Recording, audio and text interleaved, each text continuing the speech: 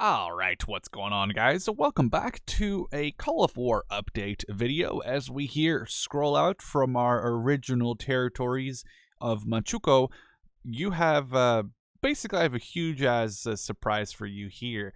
You are not going to believe how much of, I guess, Asia and now also Europe I am in control of. It is pretty crazy.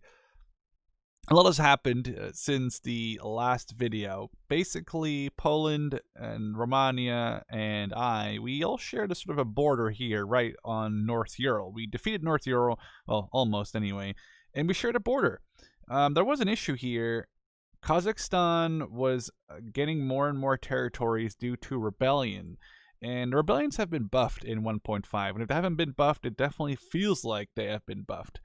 Anyway, long story short, Poland was trying to get out of a situation like this where they couldn't leave because Kazakhstan had sort of bordered them in, and the only way out was through one of my lands. And he had a pretty large army. So I wake up one day realizing Poland went to war to move his army back. He apologizes, said, and basically I then commenced the assault. And that was pretty much around this line over here. Because Izhma was Finnish at the time. Now, as you can see, we've pushed back, and I'm actually taking over Finnish core provinces, the starting provinces that Finland starts off with. So going relatively well so far. We're dealing with mostly his larger cities. It would be awesome to take those out and stop him from producing. And as you can see, he only has 2 of his 5 core cities left. He has actually moved his capital to the Swedish Östersund, but we'll get to that eventually. Now, I also switched alliances. I joined the American alliance, although I'm still friends with my boyos here in the Pacific. Now, the cool thing is the American alliance is doing an awesome job. They've almost taken the entirety of the middle and northern America. They have made a bridge across the Atlantic with carriers, and they have just began D-Day, basically, here invading France, Spain, and, well, allowing the UK allowed them on their land to help out, right? That's what we'll go for. As you can see, they're actually pushing into the Netherlands here with about a 15 stack. They got a bunch more guys here in France. France is also part of the European coalition, which consists of Finland, Poland, Romania, France, and Turkey. Turkey is pushing into Pakistan. However, nationalist China, one of my best allies in this game, is trying to push him out of Pakistan because Pakistan is one of the members of his coalition. So currently the war is going relatively well. I definitely would say I have been destroying a lot more units than I've been losing. My most, I guess, best contribution so far, I guess we can take a look here. We killed 41 units with my fighters, and we killed 45 with my bombers. There was an air unit that Poland sent over here of the 32 stack, and we managed to eliminate them between my fighters and anti-aircraft vehicles. And I'm currently, as you can see, kind of just running amok deeper and deeper into Europe. We're actually about to reach the Polish home core provinces. Now, there is larger armies here, 33 stack. There's a 14 stack, and there's this 41 stack that's heading straight for my position here at Gorky. Little does he know, it's going to take him 2 hours and 7 minutes to get to my position. This is mainly because he has anti-tank guns and infantry who are rather slow.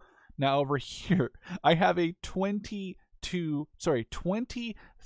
stack army with 18 level 2 medium tanks and a bunch of other stuff in here. My idea is to run them into Gorky right before he gets here.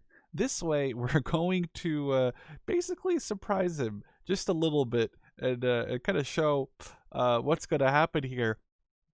When he thinks he's going to just fight a 23 stack, he's going to fight a 46 stack, which I'll have the advantage too because I have a bunch of armor. I'm going to make sure to be on the attack right before he gets there, and I'm also going to have 17 aircraft, including 7 fighters, 5 bombers, and 5 attackers ready to pound. So this is going to be a huge battle, and I'll make sure to record the battle when it happens. I have a V2 ready to launch here on Moscow. There is a huge 20 plus paratrooper army ready. It would be fantastic to eliminate the airfield with a rocket, thus not allowing these paratroopers to leave. I have a 10 stack army, mostly consisting of armored vehicles, including some anti-air and even an artillery unit, to try and move into range of Moscow. The second the airfield's down, he has to either repair it or drive his guys out of there on trucks. Either way, we'll catch him, hopefully on the ground, and eliminate 20 paratroopers. That's going to really set him back. All right, it is currently day 15. There's a few hours left before it turns day 16. And basically, I think we have not only recreated the events of World War II to a large degree, we even managed to recreate sort of the Cold War scenario that's now happened. I myself, as Manchukuo, hold basically the entirety of the Soviet Union, I guess minus this part of Kazakhstan, which we'll get to at some point. But I would argue that I sort of own the majority of the Soviet Union, the way it was, like realistically or historically speaking. We managed to meet exactly here in Berlin. So the Americans have taken parts of Europe, and I have taken the rest. I am now at a insane lead of 1,070 points. Within our coalition, we are at just over halfway only, however, to a victory. This was an insane thing. Sadly enough, the majority of it actually took place when I wasn't even at my computer, so I wasn't able to record most of the stuff happening. Obviously, the game happens whether or not you're there. It's not like Hearts of Iron, right, where you're only capable of, playing or progressing once you're actually there.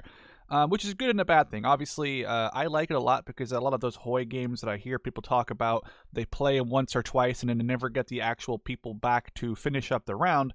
Bad thing is, I was out of the house, visited some friends here, kept social distancing, don't worry about it. And the issue with that was that I couldn't record what was going on my computer while I was gone. But basically, I took down two massive armies. One was in the 40s and one was in the 30s without losing pretty much anything. I used a combination of my huge air fleet over here, which has almost 30 planes in it, including tons of fighters and attack aircraft. And I used this huge tank army, which, as you can see, has been dealt quite some damage. However, we're still at 60%. They're going to start healing over time. And these guys have just insane 107 enemies destroyed. I guess these ones didn't get any destroyed, given. That's weird because they were definitely in the army the entire time. But we are now going to be making a move on Kazakhstan. Nationalist China here, our ally, has also expanded, helping Pakistan expand into Turkey, which now basically puts the European powers, the way they were anyway, in our game. There's only a few of them left here hiding. As you can see, Romania actually made his new capital in Alexandria, which is kind of funny, the way this works out. But I believe Turkey and Romania, maybe even some Polish territory might be left here. Actually, we can take a look right here real quick. We can look at points. I think, okay, Poland still has an area left somewhere. This, we can't even see where that is, but yeah, Poland, Romania, Finland is totally out of the picture, and Turkey have been eliminated. So now there's just a few left in Africa. The world, however, is still kind of messed up. So here, the Americans basically almost have the entirety of North and Middle America. A few Texas areas remain, but as you can see, it won't take them very long to capture those. The war in South America has been kind of interesting. Not gonna lie, haven't really been watching, but you can see this just like stretch of cities on fire with the smoke coming off them and all the artillery impacts. This has been a heavily contested area between the South Americans and the Oceanic lands, and the Oceanics were actually invaded by China, so it's kind of a mess. The invasion by China was with a few units to try and cause some disarray, which, as you can see, has definitely worked out. He set quite a few of these core lands on fire, which was, his core.